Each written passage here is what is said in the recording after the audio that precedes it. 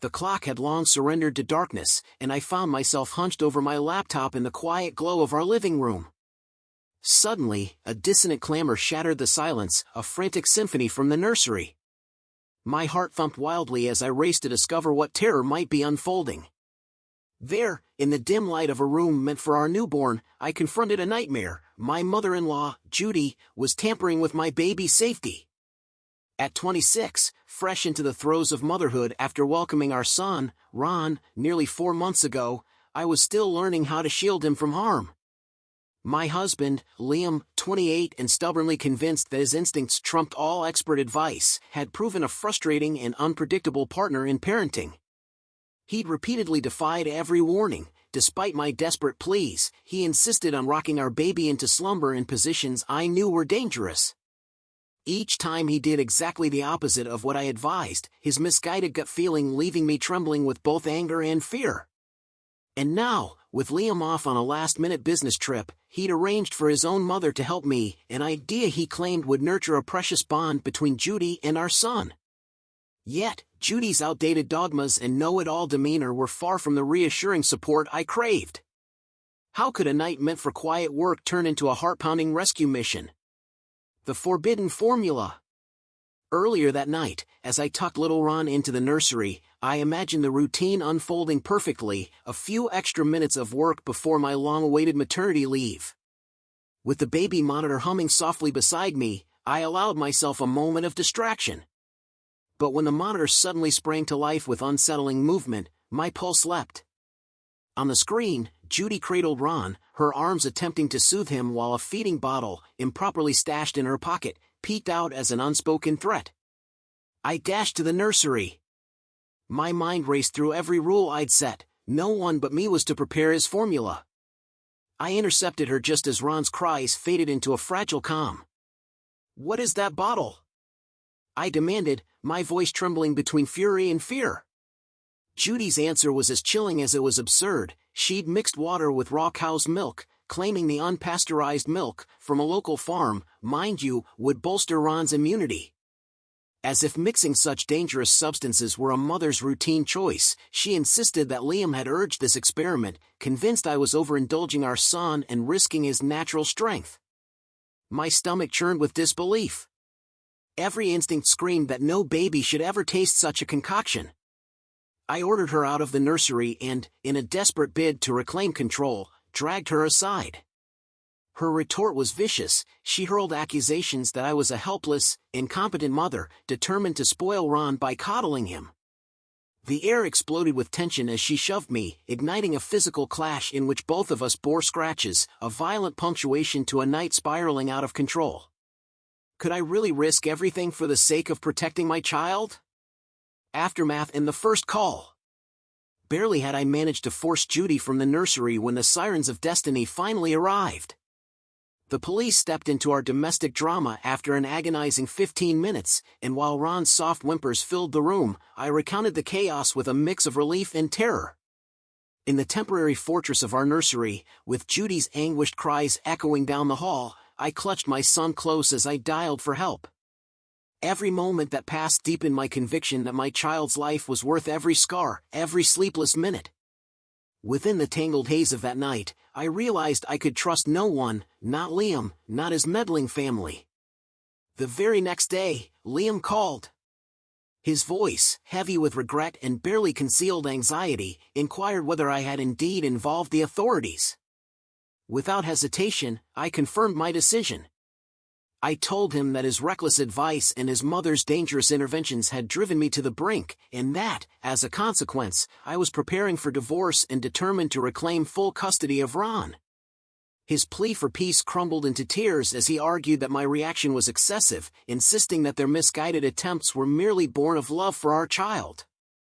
Was there any way back from this shattered trust? The shattering of ties. Days later, with a cold resolve setting in, I filed for divorce. Liam's return from his trip marked a confrontation of epic proportions. He found me barricaded at my parents' home, safe but unyielding. His attempts to track me down led to an explosive confrontation at my parents' doorstep, a tirade against the way I'd been raised, a bitter counterattack on my right to protect Ron. In the heat of the argument, he even compared my intervention with Judy to a hypothetical assault on his own family, a feeble attempt to justify his own shortcomings. Meanwhile, Judy's brief appearance on the scene had left me with irrefutable evidence of her dangerous, misguided practices. My lawyer and I began compiling every text, every reckless statement, each a testament to Liam's incompetence as a parent and the peril his family posed to our son. As I watched Liam's face contort with a mix of anger and sorrow, I realized that this was not just about a custody battle, it was about safeguarding Ron from an environment steeped in hazardous beliefs. I could no longer ignore the dangerous trajectory we'd been set upon. I made it clear, neither Liam nor his family would ever again be allowed near my son. Could the bonds of family ever be mended after such betrayal? Custody battles and mediated showdowns. In the ensuing weeks, the fight for Ron's future evolved into a series of legal skirmishes and emotional mediations. Liam responded to the divorce petition, though he refused to contest it. Instead, he shockingly demanded full custody of Ron, insisting on severing any ties between my son and me. Our scheduled mediation sessions became battlegrounds where every word, every gesture was scrutinized. During one such meeting, Liam agreed to surrender the family home, a cherished gift from his own mother, in exchange for our shared belongings. I clutched onto my engagement ring and other heirlooms like shields against the past that was crumbling around me. At one meeting, I left Ron with my mother temporarily, only to be confronted by Liam's desperate request to see him. I hesitated, torn between the sorrow in his eyes and the burning need to protect my son from further harm. His crestfallen expression dissolved into cold indifference as he retreated, and I could only wonder if the legal process might eventually erase the tender remnants of what once was. Meanwhile, Liam's relentless attempts to contact my parents, through endless phone calls and unannounced visits, forced them to draw a line in the sand. When my father warned that further harassment would invite the law's intervention, Liam's behavior momentarily quieted, only to surge again with renewed ferocity later. Every mediation session seemed to compound the emotional toll, each negotiation a reminder of the battle that had begun over Ron's future. Would justice, or perhaps something resembling peace, ever prevail in this domestic maelstrom? A week of reckoning. A week slipped by in a blur of legal documents and anguished phone calls. I found solace in the support of kind strangers online and in the unwavering love of my family. Yet the looming custody trial cast a long, ominous shadow. At the last moment, Liam abruptly canceled our mediation sessions, insisting that a courtroom showdown was the only fair way to settle our differences.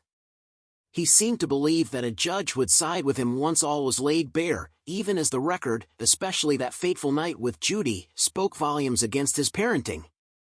Word trickled in that Judy, ever the wild card, had not been seen since the police escorted her away. Instead, whispers suggested she was now living with Liam, tending to him as if he were incapable of managing his own life. It was a bitter, surreal irony. The woman who had endangered my son now served as his husband's caretaker. I recalled the countless hours spent juggling work, household chores, and caring for Ron, time when I'd silently borne the weight of a man-child who contributed little more than misguided advice and dangerous shortcuts.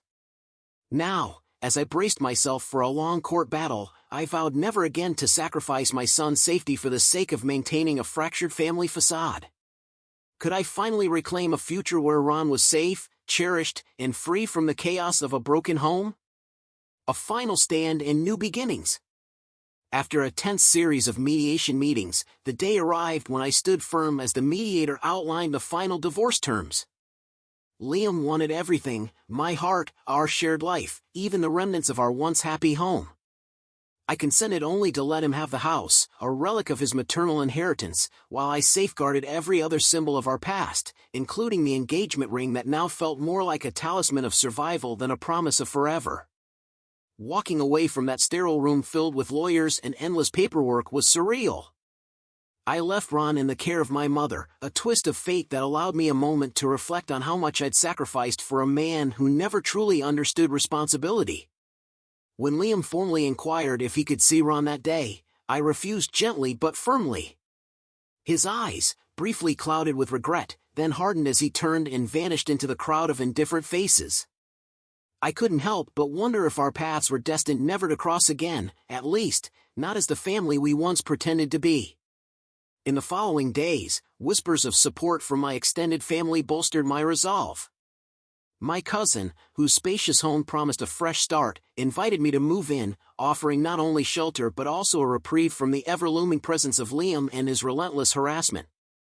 Though the legal battle for custody was far from over, I found strength in the small victories, a cease and desist to the endless calls to my parents, a mediator's nod that my story was, indeed, one of survival, and the quiet certainty that Ron's well-being was my highest priority. Could a new chapter, one defined by safety, independence, and fierce maternal love, finally emerge from this wreckage? Epilogue, a future reclaimed. It has now been several weeks since the harrowing cascade of events. I recently celebrated a bittersweet victory, full custody of my son Ron. The courtroom drama is behind me, replaced by the quiet determination of a woman who has fought tooth and nail for her child's future.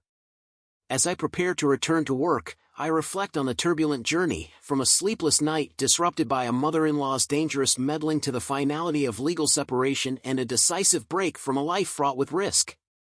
Liam's attempts at manipulation and gaslighting now echo like distant memories.